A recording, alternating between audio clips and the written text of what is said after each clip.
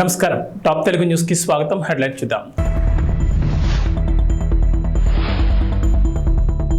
తెలుగు రాష్ట్రాల్లో నామినేషన్లకు 2 రోజులే సమయం.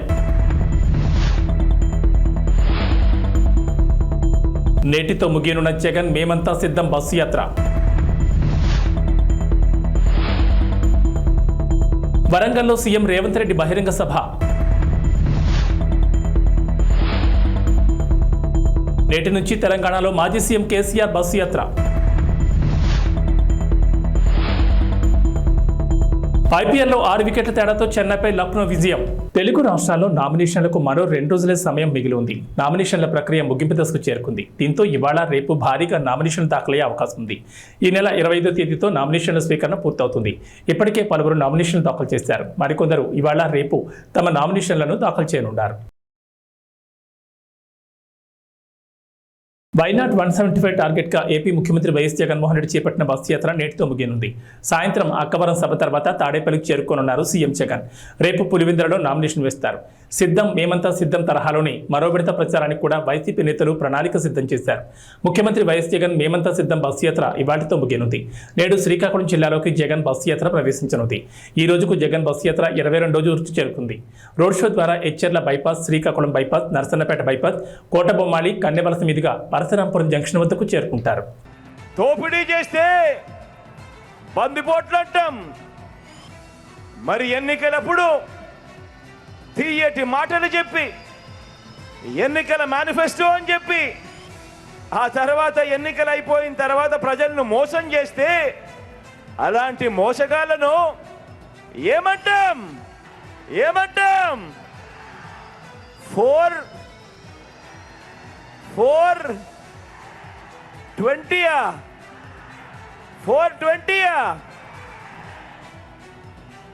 బాగా చెప్పారు. అలాంటి వాళ్ళను 420 అనే అంటారు. చంద్రముఖి బృందం అని కూడా అంటాము. అందామా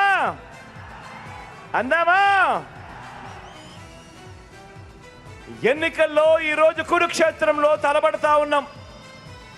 జగన్ను ఓడించాలని వారు, పేదల్ని గెలిపించాలని, ఇంటింటి అభివృద్ధిని కొనసాగించాలని మనం చేయబోతున్న ఈ యుద్ధంలో మరో చారిత్రాత్మక విజయానికి సొంతం చేసుకునేదానికి మీరంతా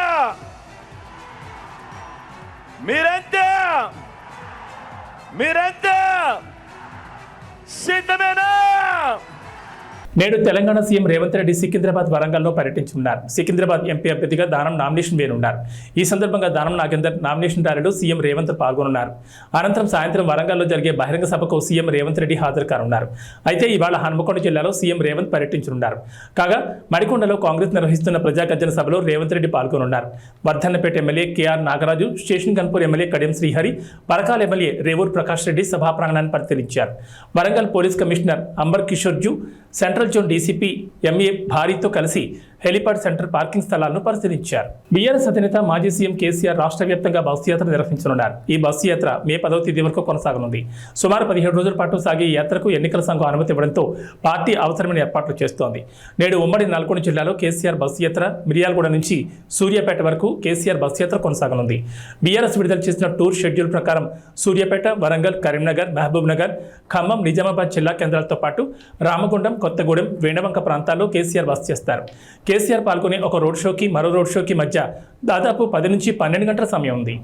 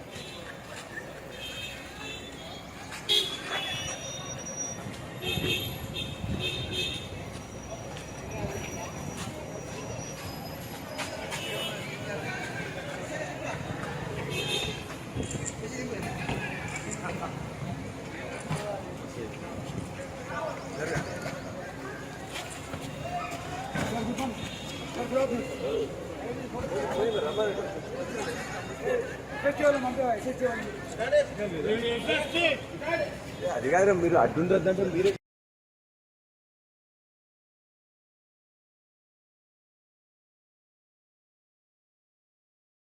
తెలంగాణలో ఇంటర్మీడియట్ పరీక్షల ఫలితాలు బుధవారం విడుదలయ్యాయి. ఏప్రిల్ 24న ఉదయం 11 గంటలకు ప్రథమ, ద్వితీయ, ఇంటర్ ఫలితాలు ఒకేసారి విడుదల చేశారు. ఈ ఫలితాలను నాంపల్లిలోని ఇంటర్ బోర్డు కార్యాలయంలో విద్యాశాఖ ముఖ్య కార్యదర్శి బుర్రా వెంకటేశం, బోర్డు కార్యదర్శి శృతి ఓజా విడుదల చేస్తారు. ఫిబ్రవరి 28 నుంచి మార్చి 19 వరకు జరిగిన ఇంటర్ పరీక్షలను రాష్ట్ర వ్యాప్తంగా 9,80,978 మంది విద్యార్థులు రాశారు.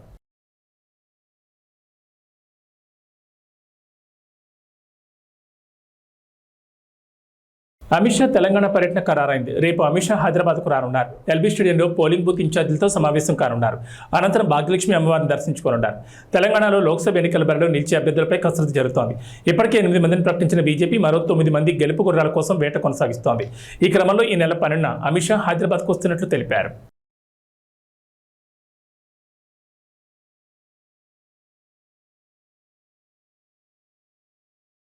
లోక్సభ ఎన్నికల్లో భాగంగా 3వ దశలో పోలింగ్ జరగనున్న 95 స్థానాల్లో 1,351 మంది పోటీ పడుతున్నట్లు కేంద్ర ఎన్నికల సంఘం ఓ ప్రకటనలో తెలిపింది. 12 రాష్ట్రాలు, కేంద్రపాలిత ప్రాంతాల పరిధిలోని ఈ 95 స్థానాల్లో మే 7వ తేదీన పోలింగ్ జరగనుంది. 1,351 మందిలో మధ్యప్రదేశ్లోని బైతూల్ స్థానం నుంచి అదృష్టాన్ని పరీక్షించుకుంటున్న 8 మంది అభ్యర్థులు ఉన్నారు. వాస్తవానికి ఈ స్థానానికి 2వ దశలోనే పోలింగ్ జరగాల్సి ఉంది. అయితే బీఎస్పీ అభ్యర్థి మరణంతో కేంద్ర ఎన్నికల సంఘం ఆ స్థానంలో పోలింగ్ను 3వ దశకు మార్చింది. 3వ దశకు సంబంధించి 95 స్థానాలకు మొత్తం 2,963 నామినేషన్లు వచ్చాయని, వాటిలో 1,563 నామినేషన్లను ఆమోదించినట్లు ఈసీ తెలిపింది. ఈ నెల 22వ తేదీతోనే నామినేషన్ల ఉపసంహరణకు గడువు ముగిసినట్లు వెల్లడించింది.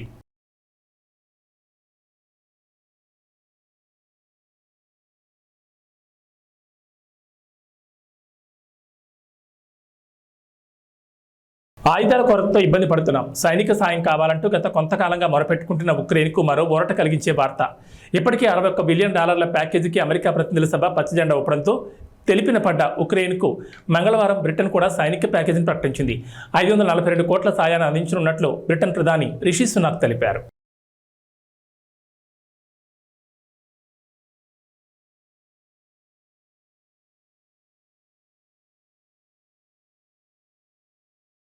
శ్రీకాకుళం జిల్లా పాతపట్నంలో ప్రజాకాలం సభ నిర్వహించిన చంద్రబాబు ఎన్నికల్లో ఎన్డీఏ కూటమి ఉత్తరాంధ్రలో క్లీన్ స్వీప్ చేస్తున్న ధీమా వ్యక్తం చేశారు.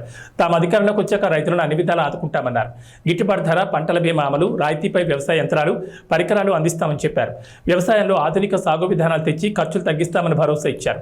దేశంలో ఎక్కడ చూసినా శ్రీకాకుళం జిల్లా కార్మికులు ఉంటారన్న చంద్రబాబు తాము అధికారంలోకి వచ్చాక స్థానికంగానే ఉపాధి అవకాశాలు కల్పిస్తామన్నారు. ఇంటి పనులు నియంత్రిస్తామని హామీ ఇచ్చారు. కూటమి గెలుపు కోసం పనిచేయాలని యువతను కోరారు. ఉద్యోగుల పెండింగ్ బకాయిలు చెల్లిస్తామని చంద్రబాబు పింఛన్ల విషయంలో శవరాజకీయాలు చేయొద్దని ప్రభుత్వానికి సూచించారు. పాతపట్నంలోని గిరిజనుల కోసం ఐటీడీఏ, మహిళా డిగ్రీ, పాలిటెక్నిక్ కళాశాల ఏర్పాటు చేస్తామని హామీ ఇచ్చారు. ఈరోజు నేను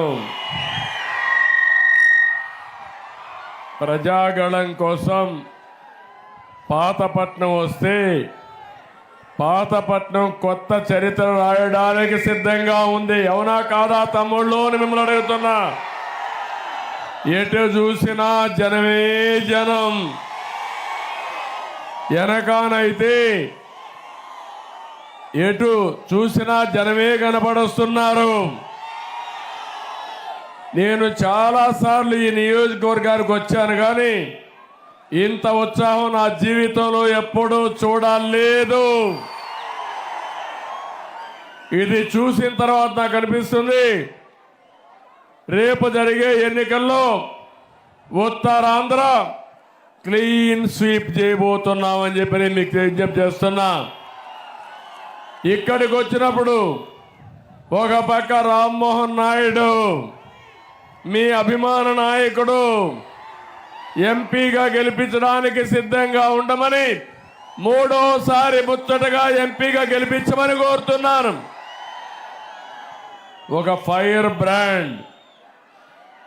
ఒకసారి చూస్తే ఉత్తరాంధ్ర ముద్దు బిడ్డ ఎర్రమనాయుడు గారి కొడుకు, తండ్రికి తగ్గ తనయుడు అని చెప్పి మరొకసారి మీ అందరికి విజ్ఞప్తి చేస్తున్నా. ఇంకో పక్క ఒక యువకుడు గోవిందరావు గారు, సామాన్య వ్యక్తి. ఈరోజు ఇక్కడ ఎంపీగా ఎమ్మెల్యేగా ఇచ్చామంటే ఒక సాధారణమైన వ్యక్తికి ఎమ్మెల్యే ఇచ్చి గెలిపించే పార్టీ తెలుగుదేశం పార్టీ అని చెప్పి నేను మీకు తెలియజేస్తున్నా. 10 సీట్లలో గెలిపిస్తే మరోసారి ఢిల్లీని ఆటాడించే రోజు వస్తుందని బీఆర్ఎస్ కార్యనిర్వాహక అధ్యక్షుడు కేటీఆర్ వ్యాఖ్యానించారు. కేసీఆర్ నిజాయితీకి కాంగ్రెస్ మోసం, బీజేపీ ద్రోహానికి మధ్య ఎన్నికలు జరుగుతున్నాయని పేర్కొన్నారు. బీఆర్ఎస్ అభ్యర్థులు కాసాని జ్ఞానేశ్వర్, ఆర్ఎస్ ప్రవీణ్ కుమార్కు మద్దతుగా ప్రచారాలు నిర్వహించిన కేటీఆర్ కేంద్ర రాష్ట్ర ప్రభుత్వాలపై తీవ్ర విమర్శలు గుప్పించారు. సార్వత్రిక ఎన్నికల్లో సత్తా చాటి రాష్ట్రంలో పట్టు నిలుపుకునేందుకు భారత రాష్ట్ర సమితి కసరత్తు ముమ్మరం చేసింది. గులాబీ దళపతి కేసీఆర్ బస్సు యాత్రలు చేపట్టనుండగా లోక్సభ అభ్యర్థులకు మద్దతుగా కేటీఆర్ ప్రచార జోరు పెంచారు.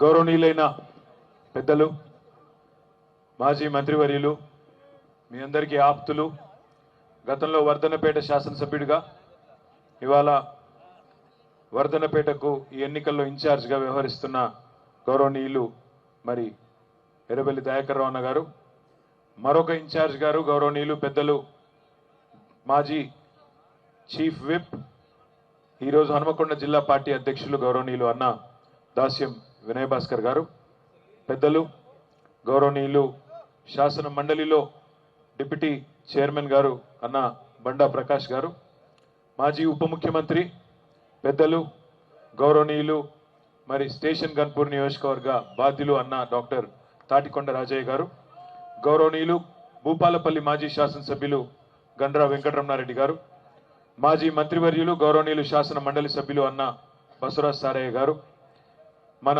స్థానిక సంస్థల ఎమ్మెల్సీ ఈరోజు యువకుడు ఉత్సాహవంతుడు వరంగల్ ఈస్ట్ ఇన్ఛార్జ్గా ఉన్న తమ్ముడు పోచంపల్లి శ్రీనివాసరెడ్డి గారు, పరకాల మాజీ శాసనసభ్యులు గౌరవనీయులు అన్న చెల్ల ధర్మారెడ్డి గారు, కూడా చైర్మన్ గారు సోదరులు సుందర్రాజ్ గారు, గౌరవనీయులు సోదరిమణి లలితా యాదవ్ గారు, గౌరవనీయులు మాజీ జిల్లా పరిషత్ చైర్మన్ సమ్మారావు గారు, గౌరవనీయులు జనార్దన్ గౌడన్న గారు, కేతిరెడ్డి వాసుదేవ్ రెడ్డి గారు, వేదిక పైన ఉన్న గౌరవనీయులైన సీనియర్ నాయకులకు, గౌరవనీయులైన వర్ధన్నపేట నియోజకవర్గంలోని వివిధ మండలాల అధ్యక్షులకు, అదేవిధంగా వివిధ డివిజన్ల అధ్యక్షులకు, గౌరవ కార్పొరేటర్లకు, మాజీ కార్పొరేటర్లకు, ఎవరెవరి పేర్లైతే నేను చెప్పలేదో మనసులనే తిట్టుకోండి, బయటికి తిట్టుకోవద్దని కోరుతూ, మరి వేదిక ముందున్న పాత్రికేయ మిత్రులకు, వర్ధన్నపేట నియోజకవర్గం నుండి ఈరోజు ఇంత పెద్ద సంఖ్యలో రాత్రి 9 అవుతుంటే కూడా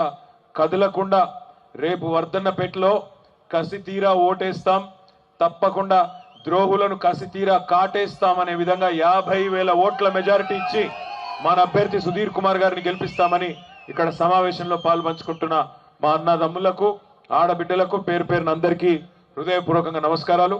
మన పార్లమెంట్ అభ్యర్థి డాక్టర్ సుధీర్ గారికి కూడా హృదయపూర్వకంగా అడ్వాన్స్ గా కాబోయే ఎంపీ కాబట్టి అడ్వాన్స్ గా హృదయపూర్వకంగా శుభాకాంక్షలు కూడా తెలియజేస్తా ఉన్నాను. చంపిన్రు, బిడ్డను వేరు చేసిండ్రని తెలంగాణ ఏర్పాటు మీద విషం జిమ్మినందుకు కోటే అన్నా, 5 మండలాలు తీసుకుపోయి ఆంధ్రాలో బలవంతంగా కలిపినందుకు కోటే అన్నా, లేదా మనకిచ్చిన పునర్విభజన చట్టంలో ఒక్క హామీ నిలబెట్టుకోనందుకు మనం ఓటే అన్నా, కాజీపేటలో కోచ్ ఫ్యాక్టరీ పెట్టనందుకు, బయ్యారంలో ఉక్కు కర్మాగారం పెట్టనందుకు, ఇచ్చిన ఒక్క మాట నిలుపుకోనందుకు ఓటే అన్నా, తెలంగాణకు ఒక్క మెడికల్ కాలేజ్ ఇయ్యనందుకు, ఒక్క నవోదయ పాఠశాల పెట్టినందుకు, ఒక్క విద్యా సంస్థ పెట్టినందుకు ఓటే అన్నా, లేదా 2014లో నువ్వే కదా డైలాగులు కొట్టినావు, నేను భారతదేశానికి మొత్తం ఏదైతే నల్లధనం బయటికి పోయిందో దాన్ని తీసుకొస్తా, ప్రతి ఒక్కరి ఖాతాలో 15 లక్షల రూపాయలు వేస్తా అన్నాడు నరేంద్ర మోడీ. పడ్డాయా 15 లక్షలు? పడ్డాయా మోడీ 15 లక్షలు? పడలే, దేశంలో ఎవరికి రాలే, 15 లక్షలు రాలే. సంవత్సరానికి 2 కోట్ల ఉద్యోగాలు ఇస్తా అన్నాడు నరేంద్ర మోడీ, 10 ఏళ్లలో 20 కోట్ల ఉద్యోగాలు ఇవాళ ఇచ్చిండా? రైతుల ఆదాయం డబల్ చేస్తా అన్నాడు, 2022 సంవత్సరం కల్లా చేసిండా? ఇంటింటికి నల్ల పెడతా అన్నాడు, కేసీఆర్ పెట్టిండు తప్ప మోడీ పెట్టలేదు దేశంలో. అదే విధంగా ప్రతి మనిషికి ఇల్లు కట్టిస్తా అన్నాడు, బుల్లెట్ రైళ్లు అన్నాడు, 5 ట్రిలియన్ ఎకానమీ అన్నాడు. ఇవేమైనాయా మోడీ గారంటే ఇవేమి చెప్పాడు. ఇప్పుడు ఏమంటాడు? జై శ్రీరామ్, అదొక్కటే తెలుసు, జై శ్రీరామ్. మనం కట్టలేదా గుడి? యాదగిరి గుట్టలో మనం కట్టలేదా యాదాద్రి? మనం ఎప్పుడైనా దేవుని అడ్డం పెట్టుకుని రాజకీయం చేసినావా? జై శ్రీరామ్ అనాలే, అక్షింతలు పంపాలే, ఇంటికి ఓట్లు అడగాలి. శ్రీరాముతో మనకు పంచాయతీ లేదు. దేవుడు అందరివాడు. దేవుడు బీజేపీ వాళ్ళకు మాత్రమే దేవుడు కాదు, మనకు కూడా ఆయననే దేవుడు. దేవునితోని మనకు పంచాయతీ లేదు. రాముడికి మొక్కుదాం, కానీ తెలంగాణకు నయా పైసా పనిచేయని బీజేపీని మాత్రం ఓట్లతోనే పండబెట్టి తొక్కుదామనే మాట ఈ సందర్భంగా నేను మీకు విజ్ఞప్తి చేస్తా ఉన్నా. ఒక్క బుడ్డ పైసా పనిచేయలే బీజేపీ ఈ దేశానికి కానీ మన రాష్ట్రానికి కానీ. అట్లాంటి వాళ్ళని ఎందుకు ఆదరించాలి? ఏం చేసిందని ఇవాళ వాళ్ళ కోట్లు వేయాలి, ఏం చేస్తారని చెప్పి రేపు ఓట్లు వేయాలనే మాట దయచేసి ఆలోచించమని నేను కోరుతా ఉన్నా. నేను ముగించే ముందు మీ అందరితో ప్రార్థించేది ఒకటే, ఈ పార్లమెంట్ ఎన్నిక సుధీర్ కుమార్ ఎన్నిక కాదు. ఈ పార్లమెంట్ ఎన్నిక మనందరి బతుకుదెరుకు సంబంధించిన ఎన్నిక, తెలంగాణ భవిష్యత్తుకు సంబంధించిన ఎన్నిక. తెలంగాణకున్న ఒక్క గొంతు కేసీఆర్. ఆ కేసీఆర్ గారినే ఇలా ఖతం చేయాలని కాంగ్రెస్ బీజేపీ కుమ్మక్కై రాజకీయం చేస్తూ ఇవాళ మన పార్టీని సార్వత్రిక ఎన్నికల వేళ ముఖ్యమంత్రి రేవంత్ రెడ్డి పాలమూరు జిల్లాలో 5వ పర్యటించారు. మహబూబ్ నగర్ లోక్సభ స్థానం పరిధిలోని నారాయణపేట జిల్లా మద్దూరులో కాంగ్రెస్ కార్యకర్తల సమావేశానికి హాజరయ్యారు. లోక్సభ ఎన్నికల్లో కాంగ్రెస్ ను దెబ్బతీసేందుకు బీఆర్ఎస్ బీజేపీ కుట్రలు పన్నుతున్నాయని ఆయన ఆరోపించారు. 10 ఏళ్ల కేసీఆర్ హయాంలో తెలంగాణ నాశనమైందన్నారు. రుణమాఫీపై బీఆర్ఎస్ నేతల విమర్శలపై రేవంత్ ఎదురుదాడికి దిగారు. తర్వాత కొత్తపల్లి మండలంలోని తిమ్మారెడ్డిపల్లిలో బాబాజీ ఆలయానికి వెళ్లిన సీఎం ప్రత్యేక పూజలు నిర్వహించారు. అనంతరం నాగర్ కర్నూలు జిల్లా బిజినపల్లిలో కాంగ్రెస్ జనజాతర సభకు హాజరయ్యారు. డీకే అరుణ, ఆర్ఎస్ ప్రవీణ్ కుమార్లతో తనకు ఎలాంటి వివాదం లేదన్నారు. 70 ఏళ్ల తర్వాత పాలమూరు జిల్లాకు వచ్చిన అవకాశాన్ని ఉపయోగించుకుని అభివృద్ధి చేసుకుందామని, అందుకు 2 ఎంపీలను గెలిపించాలని రేవంత్ ప్రజలకు పిలుపునిచ్చారు. సీఎం జగన్పై 26 కేసులున్నాయి. 11 సిబిఐ కేసులు, 9 ఈడీ కేసులున్నాయి. నంద్యాల, విజయవాడ, మంగళగిరి, పొన్నూరు, సరూర్ నగర్ పోలీస్ స్టేషన్లో 6 కేసులున్నాయి. జగన్ పెద్ద కూతురు హర్షిణి రెడ్డి పేరిట 4.43 కోట్ల విలువ చేసి 4.187 కిలోల బంగారం, చిన్న కూతురు వర్షితారెడ్డిల పేరిట 4.40 కోట్ల విలువ చేసి 3.450 కిలోల బంగారం ఉంది. జగన్ పెద్ద కూతురు పేరిట కర్ణాటకలో 2 వాణిజ్యేతర స్థలాలు, ఇడుపులపాయలో 4.5 ఎకరాలు, 5.50 ఎకరాలు, కె ఎల్లమ్మవారిపల్లిలో, పాలెంపల్లిలో 1.63 కోట్ల విలువ చేసే ఆస్తులున్నాయి. ఇక చిన్న కూతురుకు అదే ప్రాంతంలో అంతే సమానంగా ఆస్తులున్నాయి. పెద్ద కుమార్తెకు 25.89 కోట్లు, చిన్న కుమార్తెకు 25.57 కోట్లు విలువైన ఆస్తులున్నట్లు వెల్లడించారు. ఇక సీఎం జగన్ భార్య భారతి పేరిట 5.29 కోట్ల విలువ చేసి 6.47 కిలోల బంగారు, వజ్రాలున్నాయి. ఎర్రగుడిపల్లి, కచ్చివారిపల్లి, పులివెందల, రాయదుర్గం, తాడేపల్లిలో ఆస్తులున్నాయి. వీటి విలువ 56,92,19,104గా చూపించారు.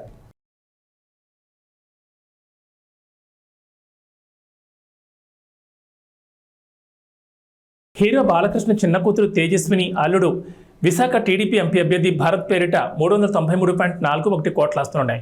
భరత్ పేరిట 16.89 కోట్ల చరాస్తులు, 183.95 కోట్ల స్థిరాస్తులు, తేజస్విని పేరుతో 48.36 కోట్ల చరాస్తులు, 44.20 కోట్ల స్థిరాస్తులు ఉన్నాయి.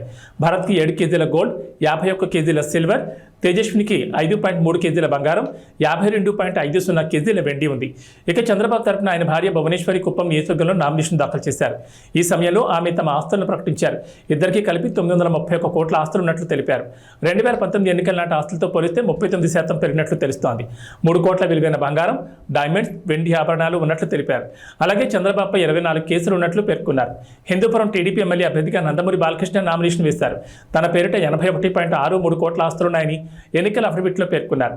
తన భార్య వసుంధర ఆస్తుల విలువ 140.38 కోట్లని, కొడుకు మోక్షజ్ఞ ఆస్తులు 58.63 కోట్లని తెలిపారు. తనకు 9.9 కోట్లు, తన భార్యకు 3.83 కోట్ల అప్పులు ఉన్నాయని వెల్లడించారు.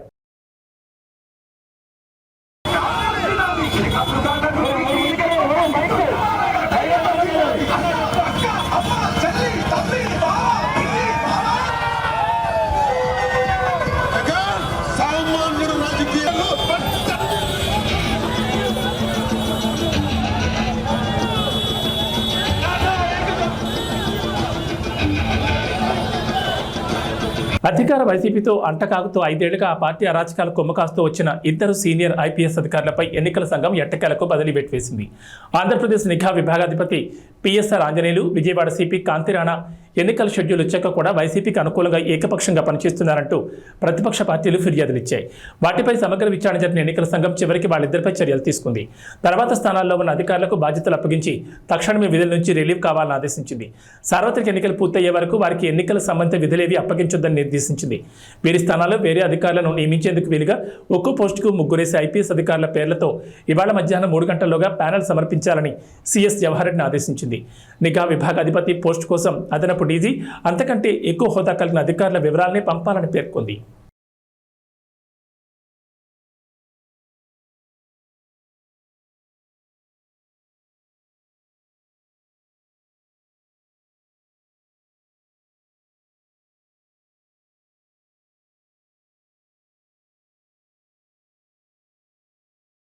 జనసేన అధినేత పవన్ కళ్యాణ్ గత 5 ఏళ్లలో 114 కోట్ల సంపాదించగా పన్నుల రూపంలో 73.92 కోట్లు చెల్లించారు. తనకు 64.26 కోట్ల అప్పులున్నాయని అఫిడవిట్లో ఆయన పేర్కొన్నారు. తూర్పుగోదావరి జిల్లాలోని పిఠాపురం అసెంబ్లీ స్థానానికి ఆయన మంగళవారం నామినేషన్ వేశారు. ఈ సందర్భంగా సమర్పించిన అఫిడవిట్లో తన ఆస్తులు, అప్పులు చెల్లించిన పన్నుల వివరాలను వెల్లడించారు. వివిధ బ్యాంకుల నుంచి 17,56,84,453, వ్యక్తుల నుంచి 46.70 కోట్లు రుణంగా తీసుకున్నారని, తన వదిన ప్రముఖ హీరో చిరంజీవి భార్య సురేఖ నుంచి 2 కోట్ల అప్పుగా తీసుకున్నారని పేర్కొన్నారు. Mythri movie makers, Haarika Hassine creations తో పాటు పలు నిర్మాణ సంస్థలు, నిర్మాతల నుంచి అప్పులు తీసుకున్న పార్టీ కార్యక్రమాలు, సేవా కార్యక్రమాలు 17.15 కోట్ల విరాళం అందించగా వివిధ సంస్థలకు 3.32 కోట్ల విరాళాలు ఇచ్చారు. AP, Telangana CM relief fund కు 50 లక్షల చొప్పున, అయోధ్య రామ మందిర్ నిర్మాణానికి 30,11,117 రూపాయలు విరాళంగా అందజేశారని పవన్ వివరించారు. రాష్ట్ర ప్రయోజనాల కోసం తగ్గి త్యాగాలు చేసి తెలుగుదేశం పార్టీ ఇబ్బందులు ఉన్నప్పుడు నిలబడి ముందుకెళ్ళాం. అదేవిధంగా చాలామంది బలమైన నాయకులు వారు కొంత త్యాగాలు తప్పలేదు. ఆ భాగంలోనే మాకు మండపేట, రామచంద్రాపురం చాలా ఒక 30-40 నియోజకవర్గాలు మా అభ్యర్థులు పెద్దాపురం లాంటి నియోజకవర్గంలో కూడా నేను విత్డ్రా చేయడం జరిగింది. అందరినీ సర్దుకోమని చెప్పాను. దాంట్లో భాగంగానే చాలా బలమైన ప్రజానాయకులు, ప్రజల్లో బలమైన అవగాహన ఉన్న ప్రజా సమస్యల మీద అలాంటి వ్యక్తి వర్మ గారు నా కోసం ఆయన సీట్ని త్యాగం చేశారు. మనస్ఫూర్తిగా వారికి ఈ సందర్భంగా వారికి నా ప్రత్యేక కృతజ్ఞతలు, నమస్కారాలు. ఈ త్యాగం రాష్ట్ర ప్రయోజనాలకే కానీ వ్యక్తిగత ప్రయోజనాలు దాటి చేస్తున్నాం అది. సో మనస్ఫూర్తిగా వారికి కూడా భవిష్యత్తులో ఉన్నత స్థానాలని అధిరోహించాలని దానికి నా కృషి ఉంటుందని కూడా తెలియజేసుకుంటా ఉన్నాను. అలాగే జనసేన కాకినాడ పార్లమెంట్ పరిధిలో పిఠాపురం కూడా దాని తంగెళ్ళ ఉదయ్ శ్రీనివాస్ టీ టైం అధ్యక్షులుగా, మన టీ టైం వ్యవస్థాపకుడిగా పేరుంది. దాదాపు 25,000 మంది పైకి ఆయన ఉద్యోగాలు ఇచ్చారు. సో అలాగే దేశం నలుమూలలా ఆయన టీ టైం చూడొచ్చు. కాకినాడ పార్లమెంట్కి వెళ్తే ఖచ్చితంగా అది ఉపాధి అవకాశాలు కానీ, మనకు కావాల్సిన ఓఎన్జీసీ వల్ల జరుగుతున్న కాలుష్యాలు కానీ, ఇవన్నీ చట్టసభ మన పార్లమెంట్లో బలంగా మాట్లాడగలిగే గలం. ఒక్క తెలుగే కాదు, ఆంగ్ల భాషల్లోనూ, హిందీ, తమిళ్లో కూడా నిష్ణాతుడు. అలాంటి వ్యక్తి ఈరోజు నుంచి అభ్యర్థిగా పెడుతున్న కాకినాడ పార్లమెంట్ నియోజకవర్గం నుంచి. ముఖ్యంగా బుర్రా కృష్ణరాజు గారు, భారతీయ జనతా పార్టీ నాయకులు, వారు మనస్ఫూర్తిగా అండగా ఉన్నారు. వారికి ప్రత్యేక కృతజ్ఞతలు తెలియజేసుకుంటాము. మేము ఎన్డీఏ కూటమి తెలుగుదేశం పార్టీ, జనసేన, భారతీయ జనతా పార్టీ అఖండ విజయం సాధించబోతుంది. దానికి తార్కాణ నిదర్శనమే ఈ నామినేషన్ వేసే ప్రక్రియ. అలాగే ఏ మీడియానైతే ఈ ప్రభుత్వం నలిపేసిందో ఆ మీడియాకి మేము అండగా ఉంటాం. మీ కష్టాల్లో మేము పాలు పంచుకుంటాం. మీ కష్టాలకి మేము చేయూతనిస్తాను మనస్ఫూర్తిగా తెలియజేసుకుంటూ సెలవు అంటే ఏమంటారండి హెల్త్ కామెంట్స్ చెప్పాను కదండి ఆల్రెడీ. పెన్షనర్లకు సంబంధించి పింఛన్ ఇంటికి పంపుతారా లేదా ఎన్నికల నేపథ్యంలో ప్రభుత్వం రాజకీయం చేసే అవకాశం చెప్తారా? దీనికి మీరు ఏం మెసేజ్ అంటే ఇది నిజంగా కనుక చీఫ్ సెక్రటరీ కానీ, పోలీస్ అధికారులు కానీ దీనికి అడ్డంకులు కల్పించకపోతే పెన్షన్ ఇళ్ళకే చేరుద్ది ఖచ్చితంగా. కాకపోతే దీన్ని వాళ్ళు ప్రభుత్వం ఆపాలనుకుంటే ఇది ఖచ్చితంగా ఈరోజు ఈ 1వ తారీఖు ఇంటికి పెన్షన్లు అందకపోతే దాంట్లో ప్రభుత్వం కుట్ర ఉంది.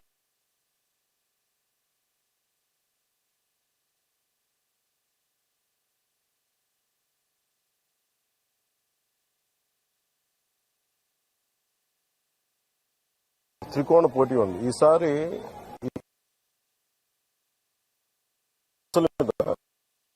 సమగ్రడానికి ఇప్పుడు నేను వర్మ గారు విడివిడిగా పోటీ చేయడానికి కలిసి మేము ఉమ్మడిగా ఒక ప్లాట్ఫామ్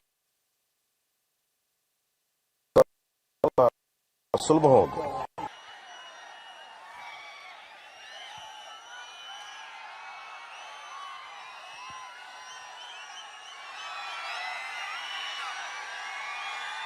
ఒక పౌర్ణమి రోజున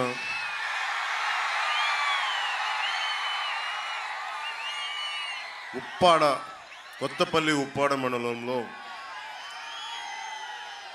ఇంత చల్లగా ఉంటుంది వాతావరణం. ఇంత వేడిలో కూడా మీ ప్రేమ ఎంత చల్లగా ఉందంటే వెన్నెలే చెప్తాం.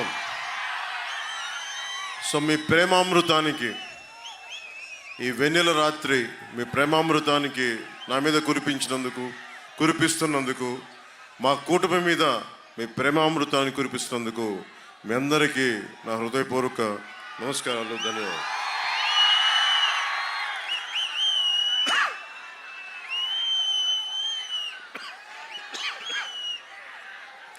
ఈ రోజున మంగళవారం పౌర్ణమి, చిత్తా నక్షత్రం, హనుమాన్ జయంతి, శ్రీపాద శ్రీవల్లభుడి నక్షత్రం ఈరోజు.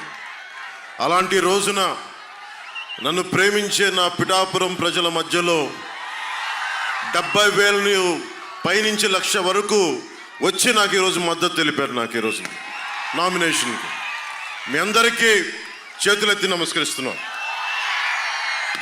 ఇలాంటి ఘనమైన నామినేషన్ వేయడానికి ఎమ్మెల్యే బలంగా ఉండి ఎమ్మెల్యేగా చేసి ప్రజలందరి మనల్ని భారీ లక్ష్య ఛేదనలో మార్కస్ స్టానిష్ రికార్డు స్థాయి శతకం బాదడంతో ఐపీఎల్ 2024లో లక్నో సూపర్ జైంట్స్ మరో సంచలన విజయాన్ని అందుకుంది. ప్రస్తుత ఎడిషన్లో చెన్నై సూపర్ కింగ్స్ జట్టును సొంత మైదానంలో ఓడించిన తొలి జట్టుగా అవతరించింది. చెన్నై నిర్దేశించిన 211 పరుగుల భారీ లక్ష్యాన్ని 19.3 ఓవర్లలోని 6 వికెట్ల తేడాతో ఘన విజయం సాధించింది. ఏబీ బులెటిన్ విశేషాలు. నమస్కారం.